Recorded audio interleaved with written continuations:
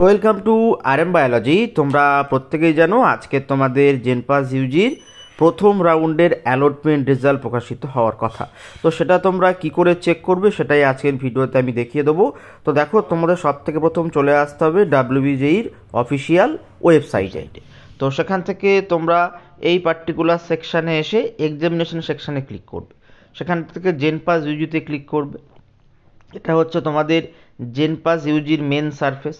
এই সারফেসে তুমি যদি স্ক্রোল করতে থাকো, স্ক্রোল করলে প্রথমে তোমার কারেন্ট ইভেন্ট আসবে, তারপরে নিউজ অ্যান্ড ইভেন্ট আসবে, তারপরে কিন্তু চলে আসবে candidate activity box.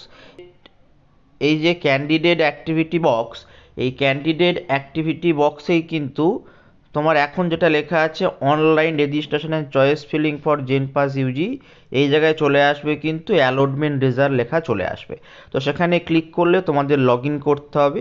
Log in করার পর তুমি কিন্তু তোমার অ্যালটমেন্ট লেটারটা দেখতে পাবে। তো আজকে থেকেই কিন্তু তোমাদের ভেরিফিকেশান শুরু হয়ে যাবে। তো যারা ডিরেক্ট অ্যাডমিশান নিতে চাইছো, মানে কোনো রকমের আপগ্রেড করতে চাইছো না, তাদের জন্য কিন্তু এই নো আপগ্রেড ফর্মটা নিয়ে যেতে হবে।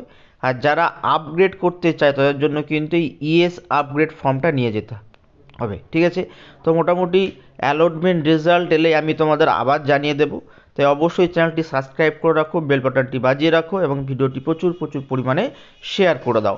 10:30 থেকে 11টার মধ্যে তোমরা কিন্তু অ্যালটমেন্ট লেটার পেয়ে যেতে পারো বা তোমাদের অ্যালটমেন্টের প্রক্রিয়া শুরু হয়ে যেতে পারে।